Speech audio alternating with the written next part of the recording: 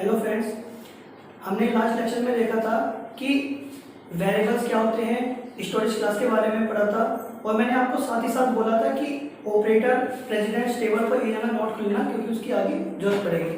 अब हम इस लेक्चर में देखेंगे कि फंक्शन क्या होते हैं।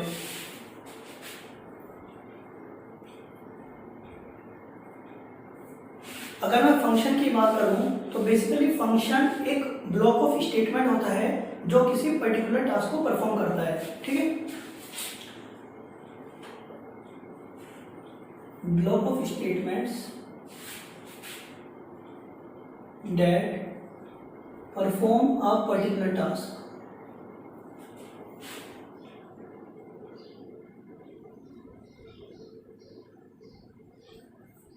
तो अब आप ये बोल सकते हो कि जब हम अब तक बिना फंक्शन बनाए काम कर रहे थे तो फंक्शन की जरूरत क्यों पड़ी, फंक्शन का फायदा क्यों है।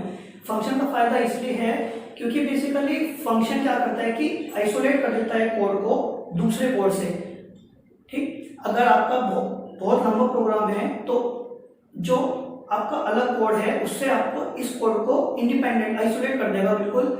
तो उसे जो अगर आपका कोड कोई और पढ़ेगा तो उसको भी आसानी रहेगी समझने में और आपको भी आगे आसानी हो जाएगी इससे।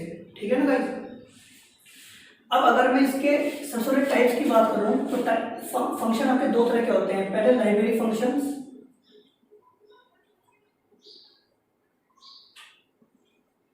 And user defined functions.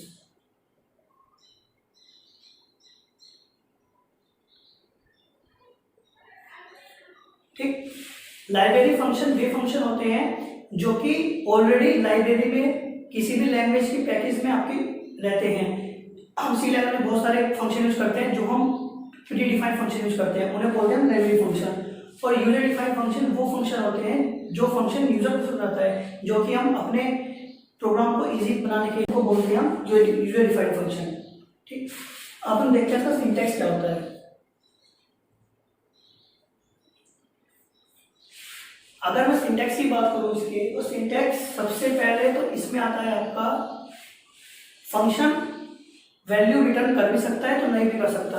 अगर रिटर्न करेगा तो उसका कोई ना कोई डेटा टाइप होगा, तो उसी डेटा टाइप का सबसे नया नाम आता है। यहाँ पे आता है रिटर्न डेटा टाइप।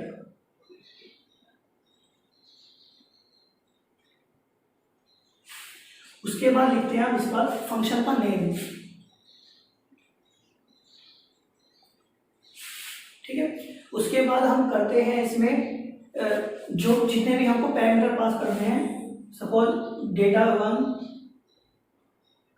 टाइप 1, पहले उसका डेटा टाइप और फिर उसका नाम, पैरामीटर का नाम। ठीक,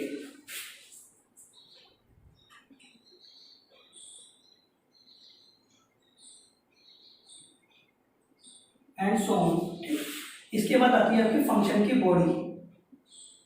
बॉडी ऑफ फंक्शन।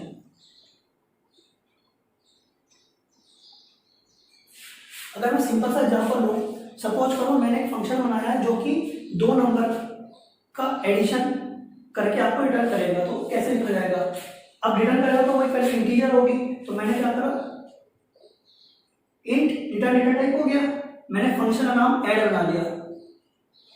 अब इसमें मुझे 2 पैरामीटर पास करने पड़ेंगे, वे 2 नंबर को पास करने पड़ेंगे ना फंक्शन में जिनका हमें एडिशन करना है। तो पहले डेटा टाइप क्या है, वो भी इंट है, वेरिएबल का नाम मैंने उसका ए मान लिया। दूसरा डेटा टाइप आपका वो भी इंट डेटा टाइप का होगा, उसका वेरिएबल नाम मैंने बी मान लिया। अब इसके अंदर बॉडी ऑफ फंक्शन में हमको कोड लिखना होगा जो कि इन दोनों को ऐड करेगा। तो सिंपल सा है कि int C equal to A plus B और मैं यहाँ से इसे रिटर्न करवा दूंगा रिटर्न सी, क्योंकि सी में मेरा इन दोनों का एडिशन स्टोर है, मैंने इसको सी को यहाँ से रिटर्न करवा दिया। अब क्योंकि जो वैल्यू रिटर्न करी है वो भी इंटीजर टाइप की है, मैंने इसीलिए यहाँ पे आपको इंट लिया था। ठीक है ना, अब आपको समझ में आ गया कि हम फंक्शन को कैसे डिक्लेयर करते हैं और कैसे उससे वैल्यू को रिटर्न करवाते हैं।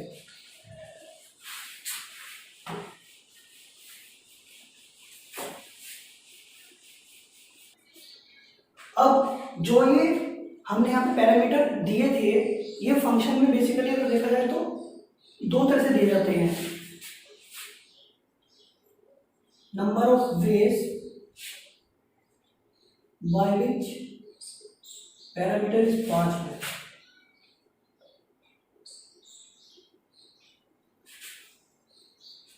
पहला होता है आपका call by value,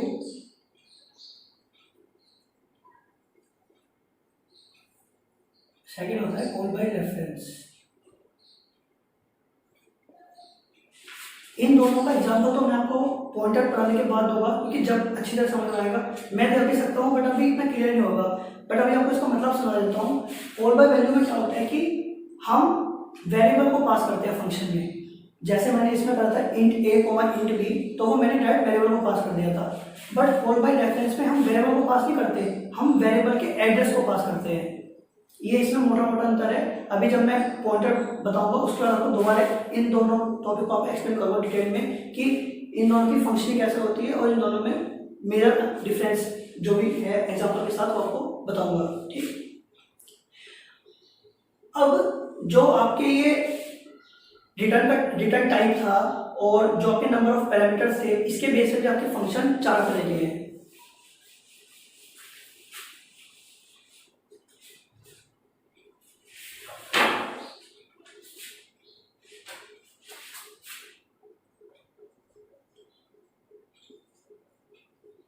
Types of function based on return type।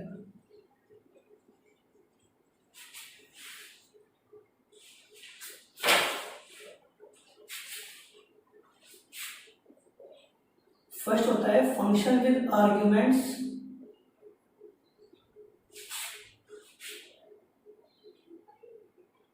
And return value. मतलब उस फंक्शन में आपको आर्गुमेंट पास होते हैं, अदर फंक्शन आपको वैल्यू रिटर्न भी करता है। जैसा मैंने अभी लिखा था उसमें आपको ए और बी आर्गुमेंट की तरह पास हुए थे और उसने सी वैल्यू रिटर्न भी करी थी। ठीक, दूसरे तरह का होता है function with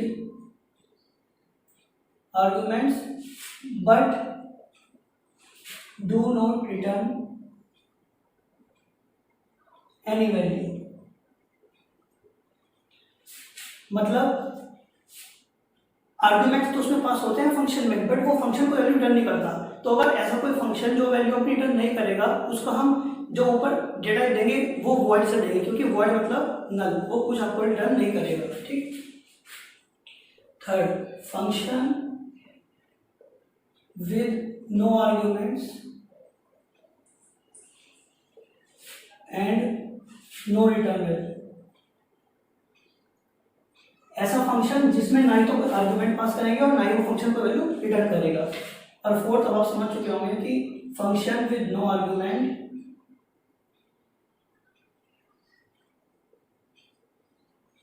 but return value.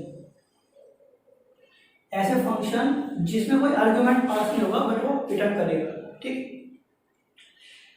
तो गाइस फंक्शन के बारे में तो इतना ही है।